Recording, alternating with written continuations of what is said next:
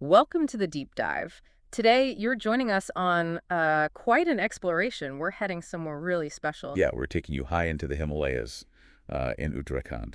Imagine being somewhere the presence of Lord Shiva just feels, well, everywhere, with Yeah, every step. exactly. We're doing a deep dive today into the Panch Kedar.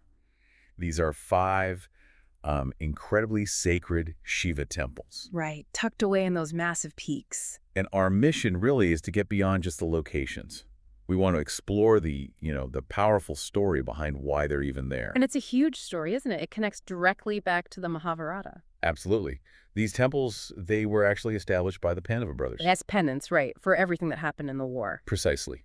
No. They were seeking forgiveness for the immense consequences of that conflict. And the legend says Shiva wasn't immediately ready to forgive them. Not at first, no. He actually tried to evade them, to hide. But their devotion, their persistence, it was incredibly strong. So strong that he eventually appeared. He did. He manifested in 5 different forms across this sacred landscape because of their unwavering faith. Wow. So hidden in these mountains, we have these 5 specific temples. That's right. Kedarnath, Tungnath, Rudranath, Madhyamaheshwar, and Kalpeshwar. Each one a unique expression of Shiva. And that's the really fascinating part. Each site isn't just a temple. It represents a specific part or, a manifestation of Lord Shiva himself. Okay, so let's dig into each one. Yeah, let's explore the stories and what each one means spiritually. Okay, let's start our climb maybe with Kedarnath. That's probably the most famous one. Yeah, definitely the most prominent and the most ancient of the 5. It's really the foundation stone of the whole pilgrimage. And the legend behind how it formed is pretty wild. It really is. So Shiva, trying to avoid the Pandavas, turns himself into Nandi. His bull mount. Exactly. Ah. But Bhima, one of the Pandavas, he recognized him. Ah, so he tried to stop him. Try to grab him, yeah. But Shiva started to sort of dematerialize into the ground. Bhima only managed to grab hold of the hindquarters, the hump.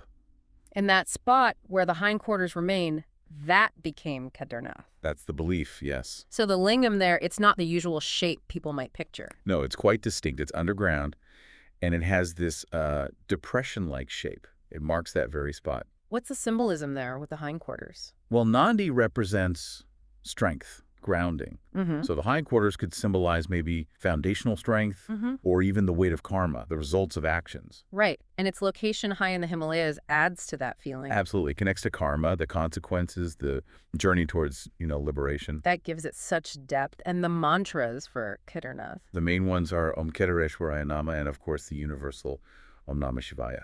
Okay, so from that foundational energy at Kedarnath, where do we go next? We ascend even higher to Tungnath. Tungnath.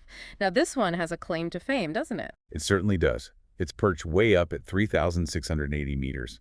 That makes it the highest Shiva temple in the entire world. Wow. Just picturing the view from there. No, Incredible. it's breathtaking. But beyond the altitude, there's the continuation of the story. Right. Shiva is still trying to avoid the Pandavas, dispersing his form, and Tungnath is where his arms appeared. His arms, okay. Yeah. Arms often symbolize action, strength, maybe blessings too. So this place is associated with effort, penance. Very much so. It's seen as a powerful place for penance, for renunciation, for connecting with your inner self. The trek itself is demanding. So the difficulty of getting there is part of the spiritual practice. It really is. It requires dedication, discipline. And the mantra for Tungnath. That would be Om Tungnathaya Nama. All right. From the arms at Tungnath, the journey continues. Where does Shiva's form appear next? Next, we travel to Rudranath. This is where Shiva's face is said to have manifested. The face of Shiva. That feels very direct, very powerful. It is. And it's specifically the Rudra form. Rudra. That form has a kind of intensity, right? Both fierce and compassionate. Exactly. That duality is key. Rudra can be fearsome, destroying negativity, but also deeply compassionate towards devotees. It shows the whole picture of the divine. And the setting for Rudranath. It's quite special. It's located inside a natural cave, often decorated with wild mountain flowers. It feels both serene and very potent. A good place for contemplation, I imagine. Definitely. And there's that really striking phrase associated with Rudranath. Yeah, yes. Main Kal Bihun, Kal Bihun. Which means? I am yesterday, I am tomorrow. Or perhaps even I am time and I am beyond time. Ah. It speaks to Shiva's eternal The nature. timelessness. Wow. And getting to Rudranath, like Tungnath, it's known to be a tough journey, a serious trek. Does that difficulty add something? Many pilgrims feel it does, that the effort makes the darshan, the sighting of the divine face, even more profound, more valuable. Makes sense. And the mantra here. For Rudranath, it's Om Rudranathaya Nama. Okay, so we've had the hump, the arms, the face. Where does the story take us for the fourth temple? Our pilgrimage now leads us to Madhyamaheshwar. Madhyamaheshwar. What part of Shiva appeared here? Here, it's believed Shiva's navel manifested, the Madhya, the middle part. The navel. Yeah. That often represents the center, the source, doesn't it? Exactly. In many spiritual traditions, the navel area is seen as the source of energy, of creation itself, like the core of the universe, in a way. And this relates back to the Pandavas' devotion again. Yes. The story suggests that Shiva, seeing their incredible dedication, finally revealed this central core part of himself here at Madhyamaheshwar. Almost like a reward for their persistence? You could see it that way. Yeah. It shows a deep connection between that unwavering devotion and divine revelation. So spiritually, what does Madhyamaheshwar represent? It's seen as a potent source of purification, the origin point of creative energy, and a source of prana. Prana, the life force energy. Exactly, that vital energy that flows through everything. And the mantra for connecting with that energy. Is Om Madhyamaheshwaya Nama, Right. So that brings us to the fifth and final site, the culmination of the journey, Kalpeshwar. Kalpeshwar. What aspect of Shiva is associated with this last temple? This is where Shiva's matted hair, his jata, is believed to have become established. His hair.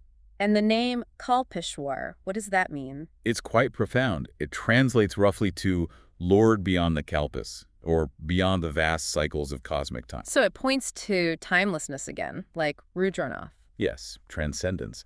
And the form of Shiva here reflects that it's more meditative, ascetic. The jata itself symbolizes that. What does the matted hair typically symbolize? Renunciation, detachment from the world, deep immersion in meditation and spiritual practice. Control over the physical and mental. And the temple itself, is it similar to the others? It's actually the only one accessible throughout the year, and the entrance is through a cave. It might be smaller than some of the others. But the experience is still powerful. Oh, absolutely. People often describe this spiritual connection felt at Kalpeshwar as incredibly deep. There's even a belief that your focused thoughts, your visualizations, can manifest more easily there. It's interesting, like a place of potent intention. Something like that, yes. And the mantra for Kalpeshwar. It's Om Kalpeshwaya Nama. So we've journeyed through all five: Kedarnath, Tungnath, Rudranath, Madhyamaheshwar, Kalpeshwar. Looking back, it feels like more than just visiting five places. It really is. There's a deeper symbolic meaning to the Panch Kedar as a whole. What's that deeper layer? Well, you can see the 5 sites as representing 5 essential qualities needed to embody Shiva's spirit in your own life. Okay, like what? Like Kedarnath represents Shraddha, unwavering faith. Right, the foundation. Tungnath signifies tapasya, the discipline, the effort of spiritual practice. The arms, the action. Makes sense. Rudranath embodies Shakti, divine energy, power for transformation, but also compassion. The face, the potent presence. Madhyamaheshwar represents sampan, surrender, letting go, devotion to the divine will. The navel, the core connection. And finally, Kalpeshwar signifies Shuddhi, purification, detachment, the clarity that comes from transcending time and illusion. The jata, the ascetic focus. Wow. Faith, discipline, energy, surrender, purification. Exactly. The idea is that integrating these qualities into your life helps you connect more deeply with that universal consciousness, with Shiva. So for everyone listening, this journey isn't just about geography, is it? Not at all. It's an invitation to look inward, to see how these qualities might resonate in your own life, your own spiritual path. It's about that inner landscape. Precisely. The potential for growth and understanding within yourself. Well, we hope you carry the feeling of this journey with you. Maybe, light a lamp or just take a moment to connect with that Shiva energy within. And if this deep dive resonated, please do share it with others who might appreciate it, fellow devotees or seekers. Yeah, definitely. And we're always thinking about where to explore next.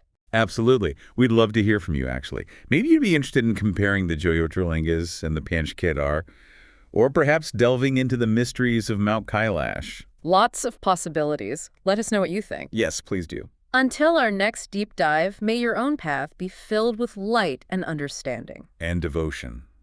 Om Namah Shivaya. Om Namah Shivaya.